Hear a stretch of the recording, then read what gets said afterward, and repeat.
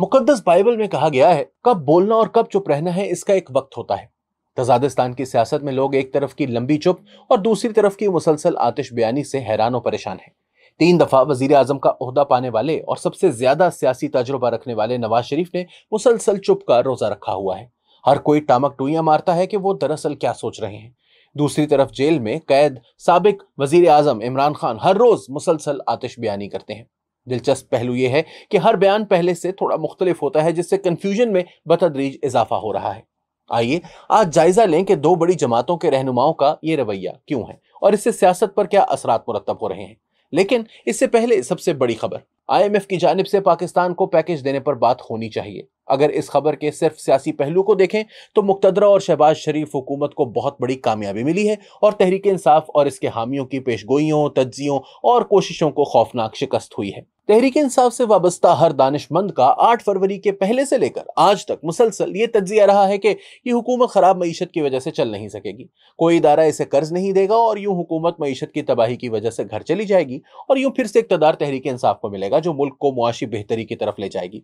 तहरीक इंसाफ का मफरूजों पर कायम ये बयानिया गलत साबित हो रहा है। IMF के टीके से हुकूमत चल पड़ी है, अब सिस्टम काम करना शुरू कर देगा। मशहूर अमरीकी सहाफी रॉन सस्किंड ने अपनी किताब वे ऑफ द वर्ल्ड में लिखा है कि अमरीकी नायब सदर डिक चेनी ने उसूल पसंदी को छोड़कर अमलियत पसंदी को तरजीह दी, वादे के बावजूद बेनजीर भुट्टो का साथ ना दिया, जबकि जनरल मुशर्रफ की ताकत को मानते हुए इसका साथ दिया। अभी यही सूरत हाल है। आलमी इदारे इखलाकी उसूलों पर नहीं अमलियत पर चलते हैं। क्या IMF ने तहरीक इंसाफ की जानिब से कर्ज देते हुए शर्त लगाने की जो बात की थी किसी ने सुनी? क्या अमरीकी ऐवान नुमाइंदगान की भारी अक्सरियत से मंजूर करदा करारदाद का आलमी इदारे IMF पर कोई असर हुआ? नहीं। आज की दुनिया इखलाकी उसूलों पर उस्तवार नहीं, आज भी अमलियत पसंदी ही का राज है, वगरना गजा में जो कुछ हो रहा है क्या ये मुमकिन था? आज के मौजू की तरफ वापस चलते हुए मुझे सूफी दानिश्वर अशफाक अहमद के साथ किया गया एक इंटरव्यू याद आ रहा है। इस इंटरव्यू में इन्होंने मुख्तलिफ सियासतदानों को लिटरेचर और तारीख के किरदारों से तशबीह दी थी। ये इंटरव्यू मेरी अंग्रेजी किताब पर्सनल फाइल में शामिल है। नवाज शरीफ के हवाले से उन्होंने कहा था कि नवाज शरीफ लगता है चीनी फलसफी शेन ताओ से मुतासिर हैं, जो अक्लमंदी और खामोशी के दरमियान ताल्लुक जोड़ते हैं। शायद इसीलिए मिस्टर नवाज शरीफ पाकिस्तानी सियासत के मिस्टर चुप हैं। वो लंबे लंबे वक्फे खामोश रहते हैं, बोले भी तो बहुत कम बोलते हैं। इस मुस्बत खामोशी या मनफी गूंगेपन से इनकी सियासत पर सेहतमंद और नुकसानदेह दोनों तरह के असरात मुरतब हुए हैं। थॉमस कार्लाइल के बकौल खामोशी अल्फाज से कहीं ज्यादा बुलंद होती है। नवाज शरीफ अपनी इस खामोशी की पनाह लेकर बहुत से बहरानों और बहुत सारे फिक्री तजादात को उबूर कर लेते हैं। जनरल ज़ियाउल हक के बारे में इनकी खामोशी की वजह से इन्हें जमहूरियत के चैंपियन बनने में कोई दुश्वारी ना हुई, वगरना कहाँ एक आमिर की हमराही और कहाँ जमहूरियत के नारे। मगर नवाज शरीफ अपनी चुप से इन खतरनाक घाटियों तक से गुजर जाते हैं। आजकल वो मुक्तदरा के साथ हैं, जबकि माजी में वो इसी मुक्तदरा के किरदार के सबसे बड़े नाक़िद रहे हैं। अपनी पॉलिसी में तब्दीली के बारे में वो आज तक एक लफ्ज नहीं बोले। शायद वो समझते हैं कि खामोशी ही इनकी कामयाब पॉलिसी है और वो अपनी पार्टी के अमल को ही अपने सियासी बयानिए का मुतबादिल समझते हैं। लेकिन आज की इबलागी दुनिया में ये लंबी चुप, ये सियासी गूंगापन और किसी वाज़ेह बयानिए के ना होने ने इनका और इनके पैरोकारों का राब्ता तोड़ दिया है और इनकी जमात को इसका शदीद सियासी नुकसान पहुंचा है। पाकिस्तान की सियासत के दूसरे अहम तरीन फरीक इमरान खान मुसलसल आतिश बयानी के कायल लगते हैं। शायद वो अमरीकी सदर जॉन एफ कैनेडी के इस कॉल से मुतासिर हैं कि तकरीर करने का वाहिद मकसद दुनिया को तब्दील करना है। जितने नवाज शरीफ चुप रहते हैं, इतने ही ज्यादा इमरान खान बोलते हैं, तकरीर पर तकरीर और फिर आए दिन नया से नया सियासी मौक़िफ़। इनके मुसलसल बयानात और इनकी शोला बयानी ने उनका मजबूत सियासी बयानिया बनाने में कामयाबी हासिल की है। इनके अपने मुखालिफिन के खिलाफ जारहाना बयानात ने इनके सियासी मुखालिफों के लिए जमीन तंग कर दी है। लगता है कि इन्होंने हिंदुस्तान के इनकलाबी उर्दू शायर याकूब राही का ये शेर पढ़ रखा है कि खुश कलामी से कब लोग सीधे हुए, तल्ख गोई करो बदजुबानी करो। बज़ाहिर इनके तुंदो तेज बयानिए ने इनकी जमात में जारहाना रंग भर रखा है, मगर इसी आतिश बयानी ने इनको जेल में पहुंचाने में भी मदद दी है।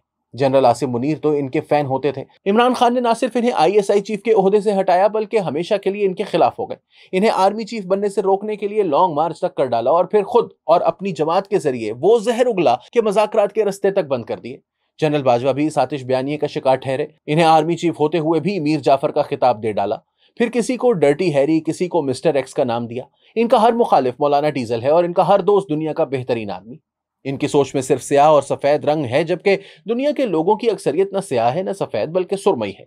जब तक मुखालिफ को तस्लीम ना किया जाए, हिमायत भी फायदेमंद नहीं होती। जिस हुकूमत की अपोजिशन ना हो तो वो हुकूमत नहीं, आमरियत होती है। आतिश बयानी ने जो फतूहात करनी थी वो हो चुकी।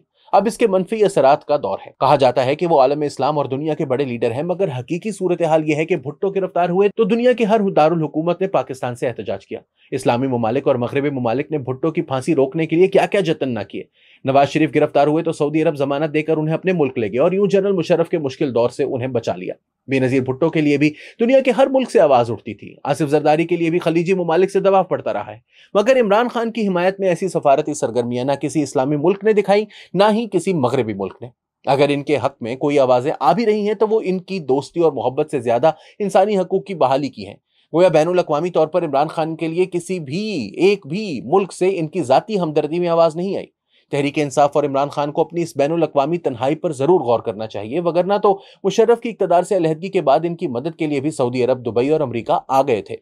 مسلسل آتش بیانی کی حکمت عملی اختیار کرنے والی تحریک انصاف کو تلخ حقائق کی ایک سخت خوراک بطور دوا لینے کی ضرورت ہے تاکہ وہ افسانوں اور خواہشوں کی دنیا سے باہر آئے۔ 9 مئی اور بعد تک یہ خیال کیا جاتا رہا فوج کے اندر بغاوت ہوگی، پورے ملک میں انقلاب آئے گا، ایسا نہ ہو سکا بلکہ الٹ ہوا۔ پھر عدالتوں سے سب توقعات وابستہ کر لی گئیں۔ نہ جسٹس امرتا بندیال کچھ کر سکے، نہ ان کے دوسرے حمایتی جج کپتان کو جیل سے نکال سکے۔ معیشت تباہ ہونے کا خواب بھی ٹوٹ چکا۔ پاکستان کو بین الاقوامی طور پر رسوا کرنے اور تنہا کرنے میں کوئی خاص کامیابی حاصل نہیں ہوئی۔ فوج سے براہ راست مذاکرات میں بھی کامیابی نہیں ملی۔ صرف ایک ہتھیار ایسا ہے جو تحریک انصاف کے پاس سب سے طاقتور اور مضبوط ہے، وہ ہے پاپولیرٹی۔ لیکن اگر غلط توقعات کا یہ سلسلہ جاری رہا اور امید پر امید ٹوٹتی رہی تو اسے بھی نقصان پہنچے گا۔ واحد رستہ سیاسی جدوجہد، سیاسی اتحاد اور پھر سیاسی جماعتوں سے مذاکرات ہے۔ اخلاقی برتری کو عملی فتح میں بدلنے کا یہی واحد طریقہ ہے۔